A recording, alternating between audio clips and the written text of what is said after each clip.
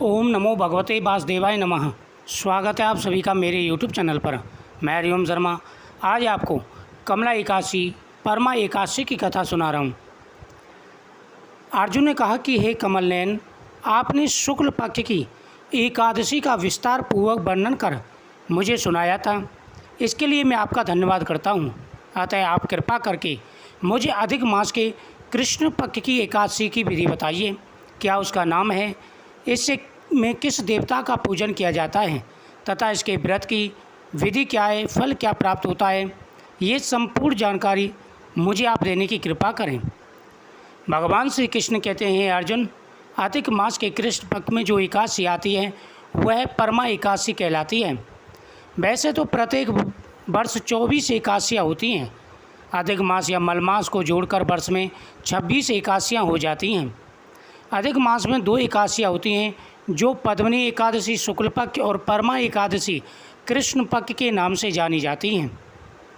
हे अर्जुन, इसके व्रत से सभी पाप नष्ट हो जाते हैं तथा मनुष्य को इस लोक में सुख तथा परलोक में सद्गति प्राप्त होती है।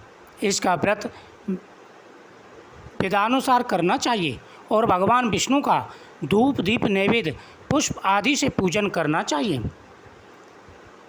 इस एकादशी की पावन कथा जो कि महर्षियों के साथ काम्पल्य नगरी में हुई थी वह मैं तुमसे कहता हूँ। हे अर्जुन, काम्पल्य नगरी में सुमेधा नाम का एक अत्यंत धर्मात्मा ब्राह्मण रहता था। उसकी स्त्री अत्यंत पवित्र तथा पतिव्रता थी। किसी पूर्व पाप के कारण वह दंपति अत्यंत दरिद्र का जीवन व्यतीत कर रहे थे। यानी काम्पल्य नगर में एक ब्राह्मण रहता था। उसके पास हर प्रकार का सुख और वैभव था, लेकिन धन की कमी के कारण उन्हें दरिद्रता ने घेर लिया था।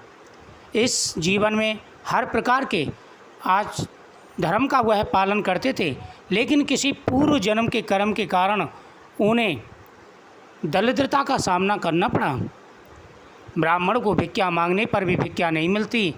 उस ब्राह्मण की पत्नी वस्त्रों से रहित होते हुए भी अपने पति की सेवा किया करती थी तथा अतिथि को अन्न देकर स्वयं भूखी रह जाती थी। ब्राह्मण भिक्षा मांग के लाता, कभी भिक्षा मिलती कभी नहीं मिलती, और उसकी पत्नी तन पर एक ही वस्त्र होने पर भी पूर्ण अपने धर्म का पालन करती थी। जो भी उसके घर पर आता था आदर सत्कार से स्वयं भूखी रह जाती, लेकिन दूसरों को भूखा नहीं रहने देती। वह अपने पति की सेवा करती तथा अतिथि को अन्न देकर स्वयं भूखी रह जाती थी और पति से कभी किसी वस्तु की मांग नहीं करती थी। दोनों पति पत्नी घोर निर्धनता का जीवन व्यतीत कर रहे थे। एक दिन ब्राह्मण अपनी स्त्री से बोला कि हे प्रिय, जब मैं धनवानों से धन की याचना करता हूँ तो वह मुझे मना कर देते हैं। गृहस्थी धन के बिना नहीं चलती, इसलिए यदि तुम्हारी सहमति हो तो मैं परदेश जाकर के कुछ काम करूं, क्योंकि विद्वानों ने कर्म की प्रशंसा की है। जब दरिद्रता घर में काफ़ी आ गई तो ब्राह्मण अपनी पत्नी से बोला कि हे प्रिय, मैं जब भी किसी से धन मांगता हूं तो कोई मुझे धन नहीं देता, क्योंकि बिना धन के हमारी गृहस्थी चलना मुश्किल है। इसलिए अगर तुम कहो तो मैं परदेश जाकर के कुछ धन कमा करके लाता हूँ, क्योंकि शास्त्रों में भी कहा गया है कि प्रत्येक व्यक्ति को कर्म जरूर करना चाहिए। ब्राह्मण की पत्नी ने विनीत भाव से कहा, हे स्वामी, मैं आपकी दासी हूँ।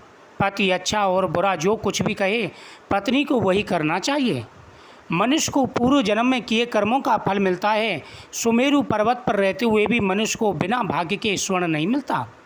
पूर्व जन्म में जो मनुष्य विद्या और भूमि दान करते हैं उन्हें अगले जन्म में विद्या और भूमि की प्राप्ति होती है। हे पतिदेव, आप जैसा कहते हैं आप वैसा कर सकते हैं। शास्त्रों में कहा गया है कि पति जैसा काम करे पत्नी को सहमति देनी चाहिए।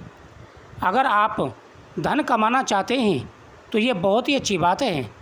चाहे आदमी कितने भी बड़े उच्च पद पर रह ले, आदमी चाहे सुमेरु पर्वत पर रह ले, लेकिन भाग्य से ही उसको धन प्राप्त होता है। जो व्यक्ति भूमि दान करता है, अन्न दान करता है, धन दान करता है, उन्हीं कर्मों के कारण उसे उसी प्रकार की प्राप्ति होती है। ईश्वर ने भाग में जो लिखा है उसे टाला नहीं जा सकता। यदि कोई मनुष्य दान नहीं करता तो प्रभु उसे केवल अन्न ही देते हैं। इसलिए आपको इसी स्थान पर रहना चाहिए, क्योंकि मैं आपका बिछोह नहीं सह सकती। पति बिना स्त्री की माता पिता भाई ससुर तथा संबंधी आदि सभी निंदा करते हैं, इसलिए हे स्वामी मैं आपके बिना नहीं रह सकती। कृपा कर आप कहीं ना जाएं, क्योंकि अगर हमारे भाग्य में धन होगा तो हमें कर्म करने से यही प्राप्त हो जाएगा, और अगर हमारे भाग्य में धन ना होगा तो चाहे आप परदेश चले जाओ, हे स्वामी आपको धन प्राप्त नहीं हो सकता। कृपा कर आप कहीं ना जाएं, जो भाग्य में होगा वह यहीं प्राप्त हो जाएगा। स्त्री की सलाह मानकर ब्राह्मण परदेश नहीं गया। इसी प्रकार समय बीतता रहा। एक बार कौंडिन्य ऋषि वहाँ पर आए। ऋषि को देखकर ब्राह्मण सुमेधा और उसकी पत्नी स्त्री ने उन्हें प्रणाम किया और बोले, आज हम धन्य हुए, आपके दर्शन से आज हमारा जीवन सफल हो गया। जो व्यक्ति धर्मों के अनुसार चलते हैं, ऋषि और भगवान की उन पर विशेष कृपा रहती है। भगवान की आज्ञा से ही कभी ना कभी ऋषि उनके दरवाजे पर पधारते हैं, उनका भाग्य जरूर खुलता है। ऋषि को उन्होंने आसन तथा भोजन दिया। भोजन देने के बाद पतिव्रता ब्राह्मणी ने कहा, हे ऋषिवर, कृपा करके आप मुझे दरिद्रता नाश करने की विधि बताइए। मैंने अपने पति को परदेश में जाकर धन कमाने से रोका है। मेरे भाग्य से आप आ गए। मुझे पूर्ण विश्वास है अब मेरी दरिद्रता शीघ्र ही नष्ट हो जाएगी, अतः आप हमारी दरिद्रता नष्ट करने का कोई उपाय बताइए। ब्राह्मणी की बात सुनकर कौंडिन्य ऋषि बोले, हे ब्राह्मणी, तुम पतिव्रता हो, मैं तुम्हें एक उपाय बताता हूँ।